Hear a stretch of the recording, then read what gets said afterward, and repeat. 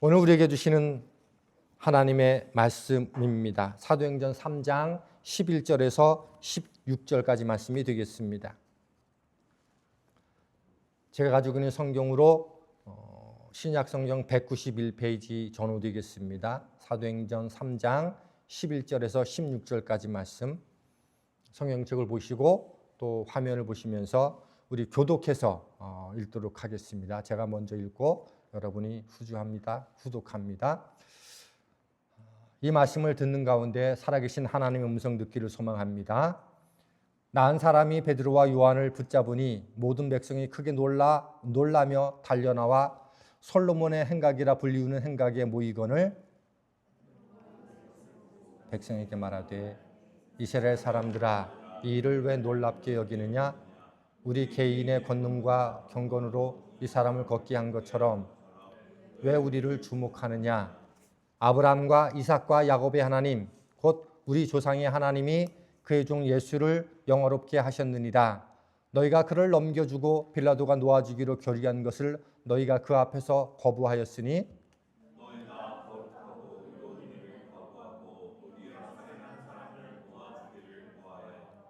생명의 주를 죽였도다. 그러나 하나님이 죽은 자 가운데서 그를 살리셨으니 우리가 이 일의 증인이라.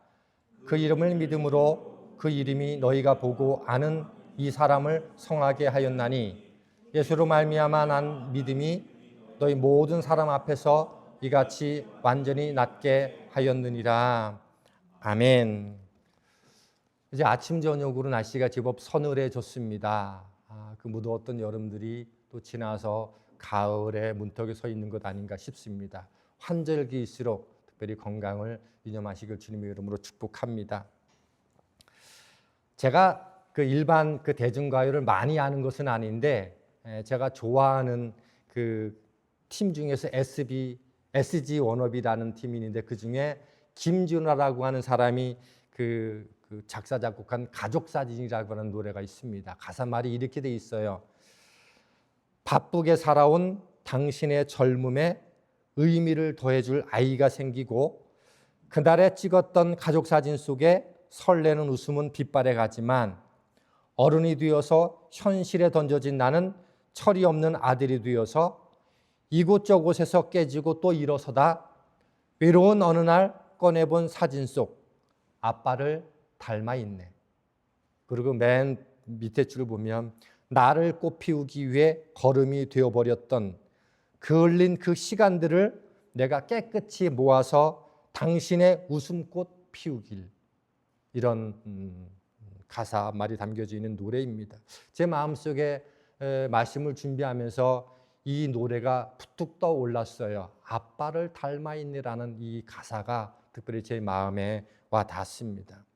세월을 살아내고 보니 어느새 자기 얼굴에 아버지 얼굴이 담겨 있고 자기 말투가 아버지 말투를 닮아 있고 자기 삶 속에 아버지의 삶이 있음을 발견하게 된 거지요.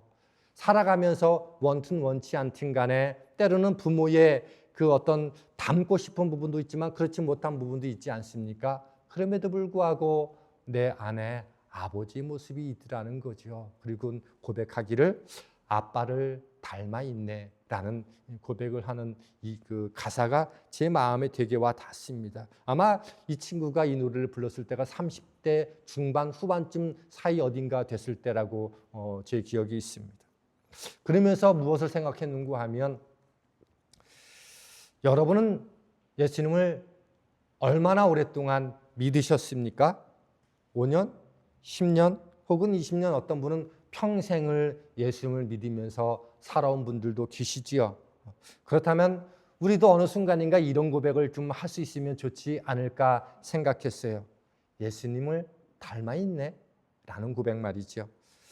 그리스도인이 된다고 하는 것은 길과 진리와 생명 되신 그분을 내 인생의 주인으로 모시면서 살아가는 것을 의미합니다. 함께 살아가는 부모도 내가 어찌어찌 닮아가는데 내 안에 영으로 함께 살아 존재하시는 그분이 나와 함께 한다면 우리도 어느 순간인가 그런 고백을 할 수 있어야 되는 거죠.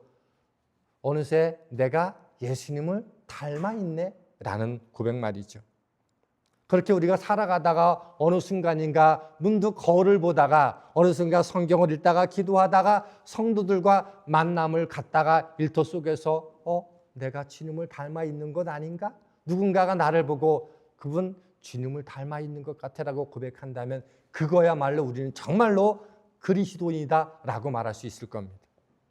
저는 오늘 본문에서 바로 그런 모양으로 주님을 닮아갔던 한 사람을 발견하게 됐습니다. 바로 베드로입니다.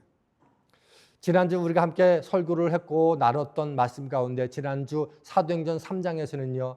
나면서부터 40년 동안 안진뱅이였던 한 사람의 이야기를 나누었습니다.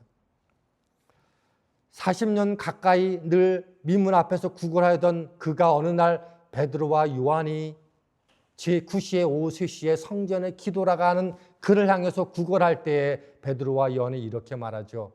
은과 금은 내게 없거니와 내게 있는 것으로 내게 주노니 곧 나사렛 예수 그리스도의 이름으로 일어나 걸으라고 명합니다.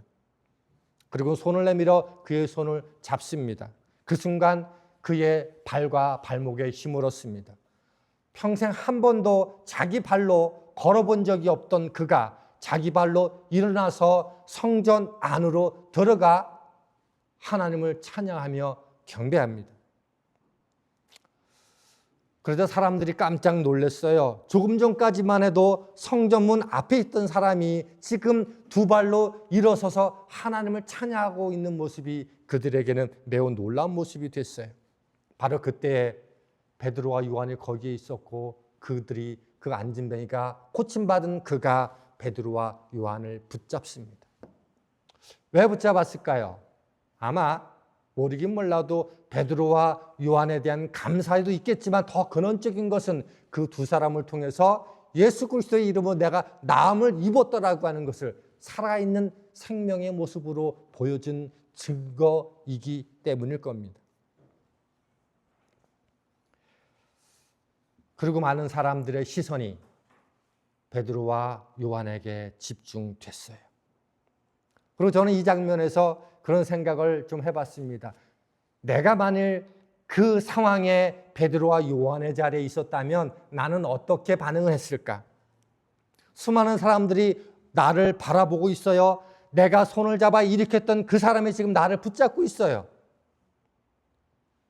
사람들은 놀라운 눈길로 나를 바라봅니다. 인간적으로 생각하면 우쭐대고 싶고 나를 드러내고 싶고 내가 이런 사람이야 라고 말하고 싶을 겁니다. 그런데 베드로는요. 자기에게 쏠린 시선들을 거부하고 11절과 12절에 이렇게 기록되어 있습니다.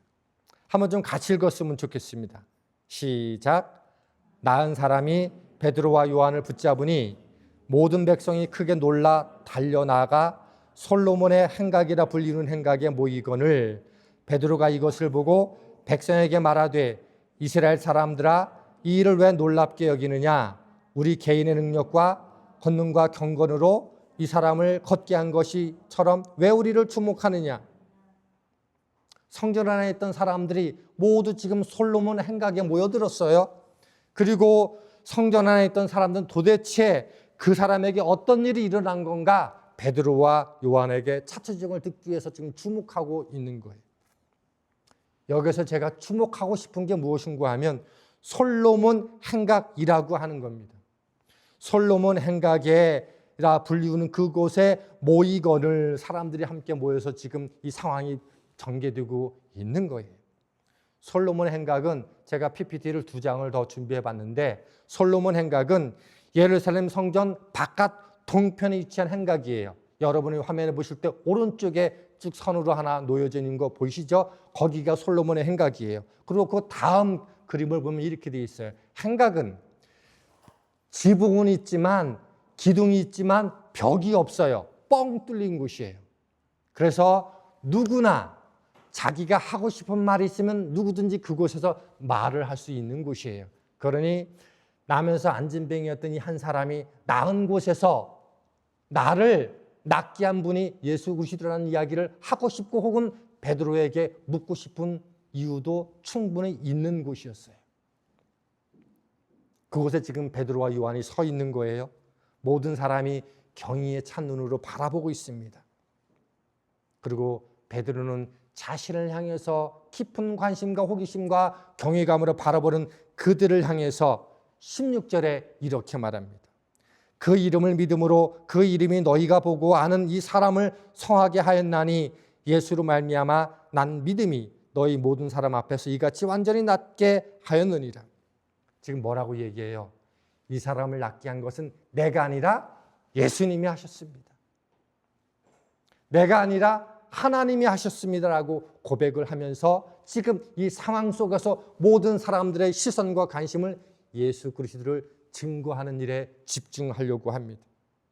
저는 이 장면에서 나면서부터 40년 동안 안진병이었던 사람이 일어나 걸었다라고 하는 기적보다 그것 못지않은 또 하나의 기적을 지금 보게 됐습니다.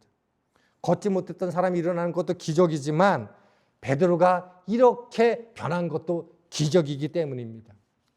왜냐하면 베드로가 원래 이런 사람이 아니었기 때문입니다. 오늘 사람들이 모여있던 곳이 어딘가 하면 솔로몬 행각이에요.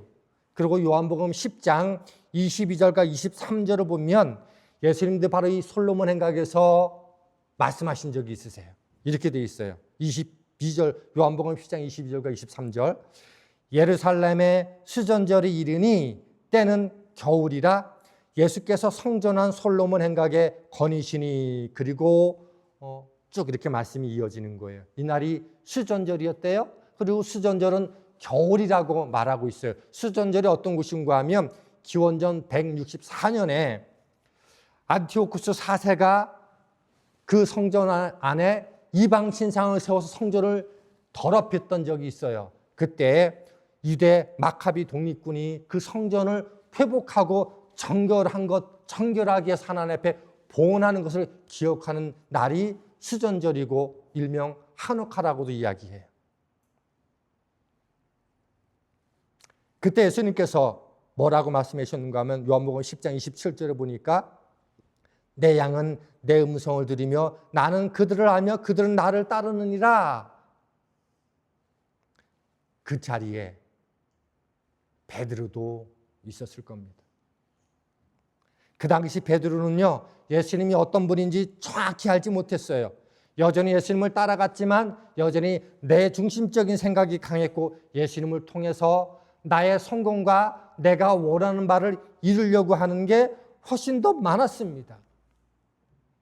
그런 마음 때문에 결정적인 순간이 오자 예수님을 3번이나 모른다고 부인했던 그가 베드로였어요. 그럼 베드로가 지금 어디에 서 있어요? 바로 다시 솔로몬 행각에 서 있어요. 그런데 이번에는 달라요. 과거에는 그곳에서 예수님의 말씀을 들었지만 이제는 그곳에서 예수님을 증거하는 사람이 되었어요. 과거에는 자신만 생각하던 사람인데 지금은 자신에게 쏠리는 시선을 뒤로 하고 예수님께로 시선이 쏠리도록 만들어가고 있더라는 거죠. 과거에는 위험이 찾아오면 자신이 살 길을 찾았었는데 이제는 수많은 사람 앞에서 담대하게 예수님의 이름을 전하는 사람이 됐습니다. 예수님이 서 계셨던 그 자리에서 한때는 내 욕심과 나 중심적이고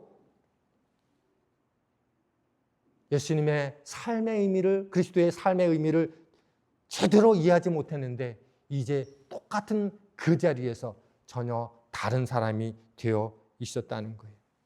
그리고 가만히 보면 그 베드로의 이야기 속에서 베드로의 태도 속에서 예수님의 모습이 보이기 시작합니다. 그리고 어느덧 베드로가 완벽하진 않지만 예수님을 닮아가고 있는 모습들을 보여주고 있습니다. 서두에 말씀드렸던 김진호가 부른 가족사진이라는 곳에서 어느 날 문득 자신의 모습 속에서 아버지를 발견했던 것처럼 솔로몬 행각에 다시 선 베드로의 모습 속에서 우리는 그가 오랫동안 따라다녔던 그 예수님의 모습이 함께 투영되고 있는 것들을 보게 됩니다. 그리고 저는 이것이 참된 그리스도인이라고 믿고 이것이 신앙인의 변화라고 믿습니다. 신앙의 성숙은요, 어느 날 갑자기 확 완벽하게 오는 게 아니죠. 베드로도 실패했고요. 넘어졌고 부끄러운 과거가 있었어요. 하나님이 그럼에도 불구하고 그 베드로를 포기하지 않으시고 다시 일으켜 세우셨고 다시 찾아오셨고 성령을 부어주셨습니다. 그렇게 주님과 함께 하는 동안 어느덧 조금씩 베드로는 주님을 닮아가 있었습니다. 그런 의미에서 신앙생활은요, 얼마나 오랫동안 내가 예수님을 믿었느냐, 얼마나 많이 내가 성경을 알고 있느냐, 얼마나 기도를 유창하게 하고 있느냐보다 얼마큼 주님을 닮아 있느냐가 더 중요한 관점입니다. 그런 의미에서 저는 오늘 여러분 각자가 자신에게 이런 질문을 해봤으면 좋겠어요. 나는 얼마만큼 주님을 닮아가고 있는가? 전 그런 의미에서 오늘 본문의 관점에서 교회야말로 우리에게 솔로몬 한각과 같은 곳이라고 믿습니다. 교회는 단순하게 주님의 부활을 다시 한번 기억하고 기념하며 함께 축제의 장으로 하기 위한 예배 공간만이 아니라 예수님의 닮는 법을 배우고 연습하는 곳이라고 믿습니다. 그리고 정말로 예수님을 닮아가고 있는지를 삶으로 보여주는 곳이야말로 교회라고 믿습니다. 그러면 이 교회가 솔로몬 성전 역할을 할 수 있다면 어떻게 우리는 교회에서 주님을 닮아가는 그 일들을 할 수 있을까요? 예수님은요, 하늘 보좌를 버리시고 이 땅에 내려오셨어요. 자신을 비우시고 낮아지셨어요. 사람을 섬기시면서 마침내 우리를 위해서 자신을 내어주셨어요. 그런 의미에서 그리스도인이란, 그리스도를 따라간다는 것, 그리스도를 닮아간다는 것은 나 중심적인 삶에서 다른 사람을 생각하는 삶으로 옮기는 것입니다. 저는 교회야말로 그런 것을 연습하는 곳이라고 믿습니다. 오늘 우리가 이렇게 편안하게 예배를 드리지만 여러분들보다 1시간 일찍 와서 여러분이 편안하게 앉아 드릴 수 있도록 모든 장비를 창고에서 꺼내서 세팅하고 준비하는 누군가의 수고가 있어요. 그리고 예배가를 끝나면 다 그것을 제자리로 옮겨놓는 누군가들이 있습니다.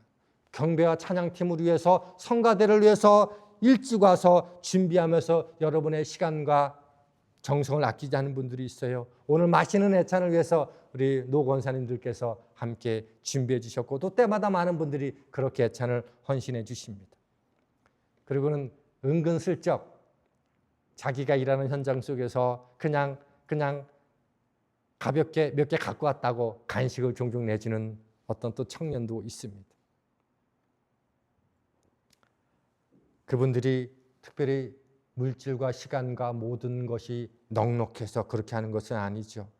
다 저마다 자기 일이 있고 자기 시간이 있고 자기 마음이 있는데 그럼에도 불구하고 시간과 수고와 정성을 내어놓습니다. 왜 그럴까요? 내가 의식하든 의식하지 않든 이 교회야말로 나를 위해서 그리고 하나님의 기쁨이 될 수 있는 솔로몬 한각의 또 다른 내 삶의 현장을 하고 믿기 때문이 아닐까요?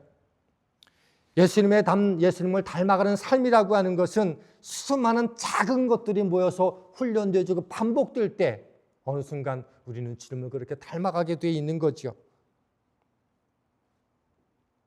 자신이 속한 교회를, 그런 의미에서 내가 속한 교회를 솔로몬의 행각으로 삼아서 나를 낮추고 피우고 또 누군가를 섬기는 그 일에 나를 들임이 없다면 어떻게 나의 교회가, 나의 가정과 나의 일터가 하나님의 솔로몬의 행각 같은 일들이 될 수 있을까요? 어떻게 그 자리에서 하나님다운 백성들의 모습을 보여줄 수 있을까요?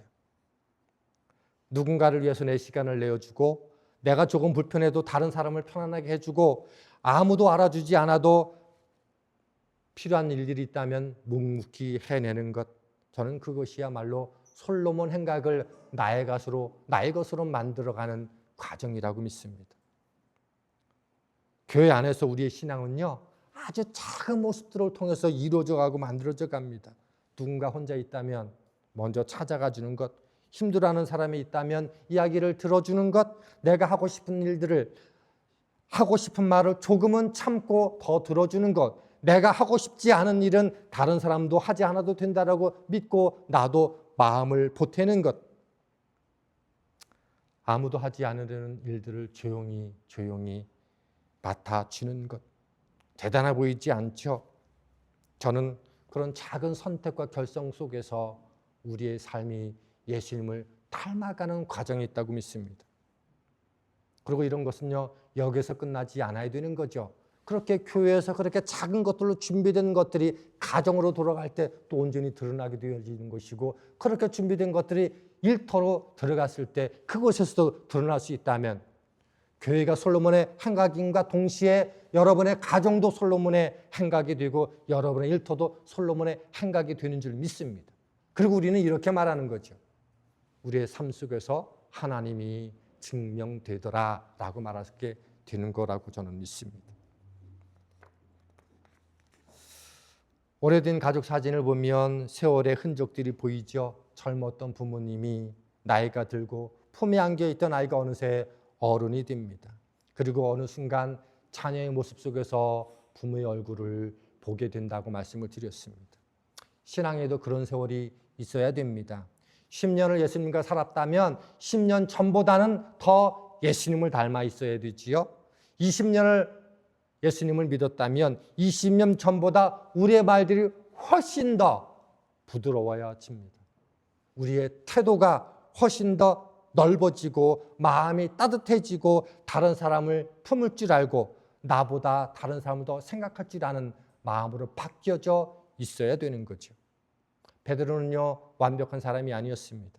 그러나 솔로몬 행각에 처음 주님과 함께 섰을 때가 아니라 다시 주님과 없이 홀로 섰을 때 분명히 이전과는 달라져 있었습니다. 어느덧 그는요, 예수님을 닮아 있었습니다. 저는 우리도 그렇게 됐으면 좋겠습니다. 어느 날 우리 자신도 미처 깨닫지 못한 사이에 그렇게 되었으면 좋겠어요. 가족들이 나를 바라보면서 예수님을 닮아 가네. 함께 일어나는 사람들이 나의 말과 태도 속에서 그는 그리스도인다운 것 같으네. 교회에서 만난 사람들이 우리를 보고 우리의 작은 섬김을 보면서 예수님의 사랑을 경험할 수 있으면 좋겠습니다.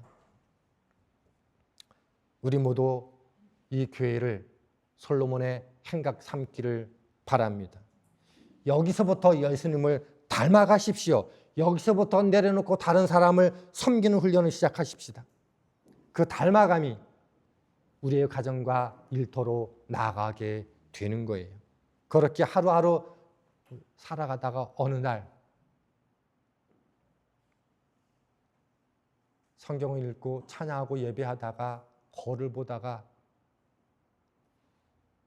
예수님을 내가 닮아 있네? 그런 나를 누군가가 보고 예수님을 어느덧 닮아가고 있어요 라고 말할 수 있다면 주님은 너무너무 기뻐하실 거예요. 맨 마지막에 PPT 제가 이렇게 준비했습니다. 김진호의 가족 사진의 맨 마지막 구절입니다. 나를 꽃 피우기 위해 거름이 되어 버렸던 그 흘린 그 시간들을 내가 깨끗이 모아서 당신의 웃음꽃 피우길. 예수님 마음이 느껴졌어요. 저와 여러분을 꽃 피우기 위해서 기꺼이 십자가에 죽으셔서 우리를 위한 걸음이 되어주셨던 그 주님, 그 고통과 아픔을 기쁨으로 그러나 달려가셨던 그 시간들은 우리의 인생 속에서 비로소 하나님이 꿈꾸시는 그리스도인 됨의 꽃을 피우기 위한 길이었다라고 하는 것들을 우리에게 말씀해 주는 것 같아서 그렇게 한번 인용해 봤습니다. 주님이 내 인생의 걸음이 되어서 마침내 제가 주님을 닮아서 주님의 웃음꽃 피우는 그런 삶이 됐습니다. 그럴 때 주님은요, 저와 여러분을 보고 너무너무 기뻐하실 거라고 믿습니다. 오늘 그런 의미에서 새생명교회에서 여러분들 애써주시고 힘써주시는 그 모습이야말로 솔로몬 행각에선 여러분 자신임을 기억하시고 작은 일 하나하나에 주님을 닮아감이 있음을 기억하시면서 함께 또 한 주간을 승리하는 저와 여러분 될 수 있기를 주님 이름으로 축복합니다.